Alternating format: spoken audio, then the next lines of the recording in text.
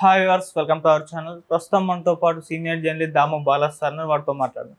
నమస్కారం సార్. నమస్తే సార్, జగన్ గారి పైన రాళ్ల దాడి జరిగిన తర్వాత ప్రజల మూడ్ మారిందా లేదా అన్న దానిపైన పోల్ స్ట్రాటజీ అనే ఒక సంస్థ సర్వే నిర్వహించింది. మరి ఈ సర్వే ఏం చెప్తుంది సార్?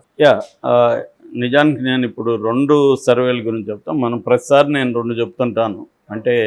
ఎందుకంటే అనేక సర్వేలు వస్తున్నప్పుడు ఒక పార్టీ గెలుస్తుందనే సర్వే మాత్రం చెప్పడం వల్ల బ్యాలెన్స్ అవుతుంది. ఎందుకంటే ప్రతి సర్వే కూడా ఏదో ఒక పార్టీ వైపే ఆంధ్రప్రదేశ్లో ఏంటంటే ప్రతిదీ పోలరైజ్ అయిపోయింది. ప్రతిదీ 2 క్యాంప్స్ అయిపోయినాయి. సర్వేలు కూడా దానికి మినహాయింపు కాదు. సర్వేలు కూడా అన్ని సర్వేలు ఒకవైపు కానీ లేకపోతే బ్యాలెన్స్డ్గాను ఉన్నట్టు కనబడట్లేదు. కాబట్టి మనం ఒక సింగిల్ సర్వే కంటే కూడా 2 వైపులా ఎలా సర్వేలు చెప్తున్నాయో చెప్పుకోవడానికి latest survey.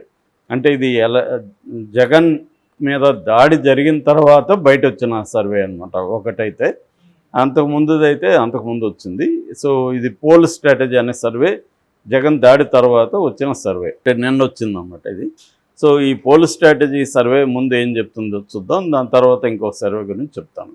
Pole strategy survey ఏం చెప్తుందంటే ఇది 1,48,532 మందిని మేము దీని గురించి వాళ్ళ అభిప్రాయాలు తెలుసుకున్నాము. సో మార్చి 16 నుంచి ఏప్రిల్ 10 వరకు ఈ సర్వే చేశారు. అంటే ఒక 5 రోజుల ముందు వరకు ఈ సర్వే చేశారు. దాని తర్వాత అప్డేట్ చేశాము అని చెప్తున్నారు. ఈ సర్వే ప్రకారం వైసీపీని అధికారంలోకి వస్తుంది అనేది ఈ సర్వే చెప్తుంది. 120 నుంచి 130 వరకు మంచి మెజారిటీతో వైసీపీ అధికారంలోకి వస్తుంది. తెలుగుదేశం కూటమి 45 నుంచి 55కి పరిమితం అవుతుంది అనేది చెప్తుంది. అంటే ఆల్మోస్ట్ 2014 రివర్స్లో 2014లో మనకి వైసీపీకి 65 వచ్చాయి. సో అలాగా ఇది రివర్స్ చేసుకుంటే ఇక్కడ కొద్దిగా తగ్గింది, 55 వరకు వస్తున్నాయని చెప్తున్నారు. ఇక పార్లమెంట్ సీట్లకు సంబంధించి కూడా వైసీపీకి 19 నుంచి 21కి వస్తాయని, సో తెలుగుదేశానికి తెలుగుదేశం కూటమికి 4 నుంచి 6 వస్తాయనేది ఈ సర్వే చెప్తుంది. ఇక ఓట్ల శాతానికి సంబంధించి ఈ పోల్ స్ట్రాటజీ సర్వే ఏం చెప్తుందంటే 50 నుంచి 52% వైసీపీకి ఓట్లు పోలవుతాయి. ఇటు తెలుగుదేశానికి 44 నుంచి 46 వరకు ఓట్లు పోలవుతాయని చెప్తుంది. అట్లాగే మెన్ అండ్ విమెన్కి సంబంధించిన ఎవరి వైపు ఉన్నారంటే వైసీపీ వైపు ఎక్కువ ఫిమేల్ ఉన్నట్టుగా చెప్తుందన్నమాట. సో 48% మేల్ పాపులేషన్ వైసీపీని సపోర్ట్ చేస్తుంటే 55% ఫిమేల్ పాపులేషన్ సపోర్ట్ చేస్తుంది. ఇక కూటమి విషయానికి వస్తే మేల్ పాపులేషన్ 47కి పరిమితమైంది, 47%. ఇక ఫిమేల్ అయితే బాగా తగ్గిపోయింది. ఫిమేల్ గ్రూప్స్ 40% మాత్రమే సపోర్ట్ చేస్తున్నారు. అక్కడేమో వైసీపీకి 55 అయితే ఇక్కడ 40. ఇక అదర్స్కి 0.5% కూడా రాదు, 1% ఓట్లు కూడా రావు. అంటే అదర్స్ అంటే ఇంకెవరున్నారు మనకి, కొంచెం చిన్న పార్టీలు ఉన్నాయి. అది కాకుండా కాంగ్రెస్, వామపక్షాలు కూటమి ఒకటి ఉంది. వాళ్ళకి అందరికి గడిస్తే 1% కూడా రాదనేది ఇది చెప్తుంది. ఇది కొద్దిగా ఆశ్చర్యం. ఎందుకంటే మిగతా సర్వేలన్నీ వాళ్ళకి మినిమం 3% వస్తాయని చెప్తున్నారు. ఇదేమో 0.5% అంటే సగం % వస్తాయని చెప్తున్నారు. ఇది పోల్ స్ట్రాటజీ తీసుకొచ్చిన సర్వే అనమాట. ఇక మనకి రెండవ సర్వే, అది pioneer pole strategy private limited అనే ఒక సర్వే సంస్థ. ఈ సర్వే మాత్రం రివర్స్లో కూటమి అధికారంలోకి వస్తుందని చెప్తుంది. కూటమికి కంఫర్టబుల్ మెజారిటీ 108 వస్తాయి అనేది ఈ సర్వే చెప్తుంది. అయితే ఈ సర్వే 53,000 మందిని మాత్రమే ఈ సర్వే కలిసింది, వాళ్ళని చేసింది. ఇది 31 మార్చి నుంచి 1 ఏప్రిల్ వరకు వీళ్ళు చేశారు. అంటే దాదాపు 15 డేస్ ముందు సర్వే అన్నమాట ఇది. ఈ సర్వేలో వాళ్ళు చెప్పింది కూటమికి 108 నుంచి 110 వరకు రావచ్చు. ఇటు వైసీపీకి 49 వరకు రావచ్చు. కీన్ కాంటెస్ట్ అంటే హోరాహోరీ ఫైట్ అనేది 18 నియోజకవర్గాల్లో హోరాహోరీ పోరాటం ఉంటుందని చెప్తున్నారు. ఇక ఎంపీ సీట్లకు సంబంధించి కూటమికి 18 వస్తాయి, వైసీపీకి 7 వస్తాయి అనేది ఈ సర్వే చెప్పింది. ఇక పర్సంటేజ్ విషయానికి వస్తే కూటమికి 50.12%, 50.12% దానికి వస్తుంది కూటమికి. వైసీపీకి ఏమో 44.6% వస్తుంది అనేది ఈ సర్వే చెప్తుంది. కాంగ్రెస్కి ఈ సర్వే 3.36% వస్తుంది, కాంగ్రెస్ ప్లస్ అంటే ఇండియా కూటమి. అదర్స్కి 1.96% అదర్స్కి వస్తుంది అనేది ఈ సర్వే చెప్తున్నది అన్నమాట.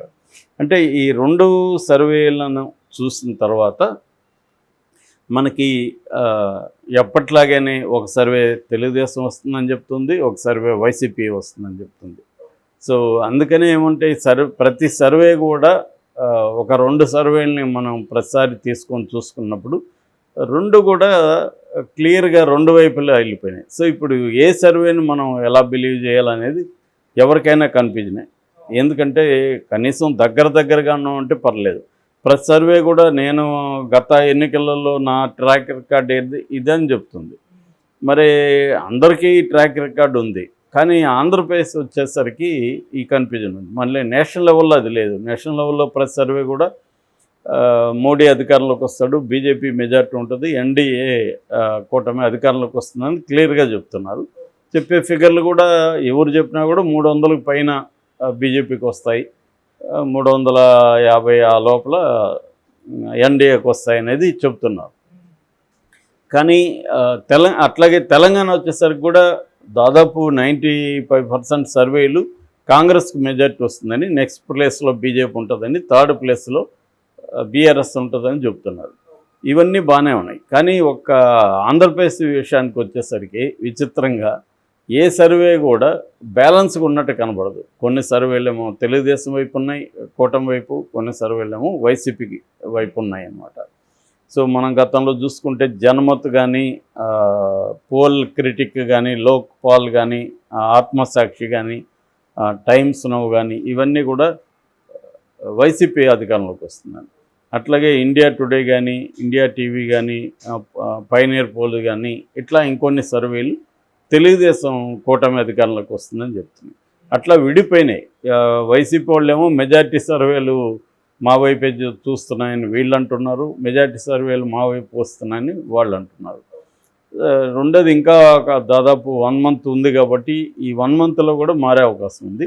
ఏదేమైనా ప్రీపోల్ సర్వేలని మనం కరెక్ట్గా నమ్మచ్చా అనేది కన్ఫ్యూజన్. ఎందుకంటే ప్రీపోల్ సర్వేలు అన్నీ కానీ దగ్గర పెట్టుకొని చూసుకున్నప్పుడు మనకి 2గా అవి చీలిపోయినాయి. 2 భాగాలుగా మనం ఇది చేస్తే ఒకటేమో వైసీపీ అధికారంలోకి వస్తుందని చెప్తుంది, ఒకటి తెలుగుదేశం అధికారంలోకి వస్తుందని చెప్తుంది.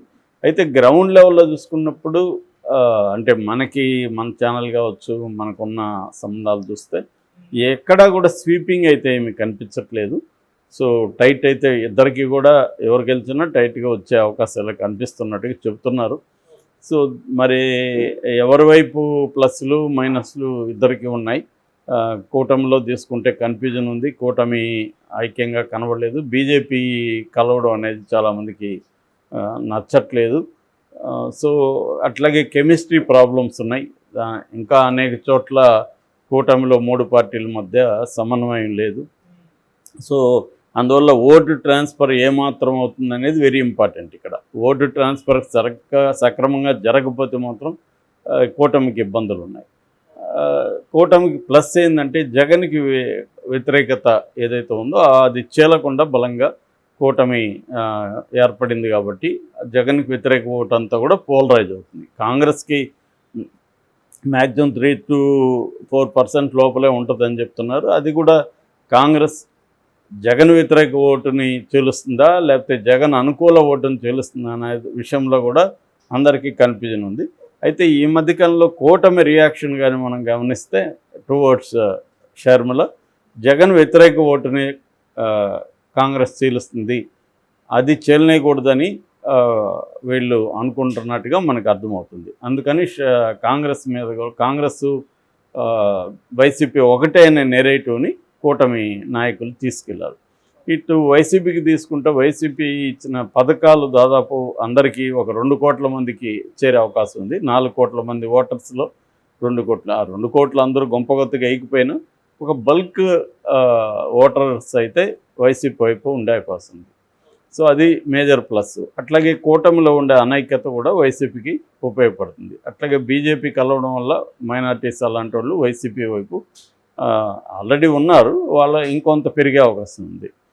సో అట్లాగే జగన్ తీసుకొచ్చిన సోషల్ ఇంజనీరింగ్ కొంతవరకు బీసీలు ఈవెన్ 31 సీట్స్ కాపులకు ఇచ్చాడు. సో ఆ రకంగా సోషల్ ఇంజనీరింగ్ కొంత జగన్కి పనికొచ్చే అవకాశం ఉంది. అట్లాగే అతనికి వ్యతిరేకమైన అంశాలు తీసుకున్నప్పుడు ఓట్లు పోలరైజ్ ఇటువైపు అవుతాయి, కూటమి వైపు వ్యతిరేక ఓట్లు. అట్లాగే అభివృద్ధి లేకపోవడం, లేకపోతే ఇన్ఫ్రాస్ట్రక్చర్ సరిగా లేకపోవడం, ఇటువంటివి పథకాల పట్ల జలసీ కావచ్చు, లేకపోతే వ్యతిరేకత కావచ్చు మిడిల్ క్లాస్లో, ఇటువంటి ఫ్యాక్టర్స్ జగన్కి వ్యతిరేకంగా ఉండే అవకాశం ఉంది.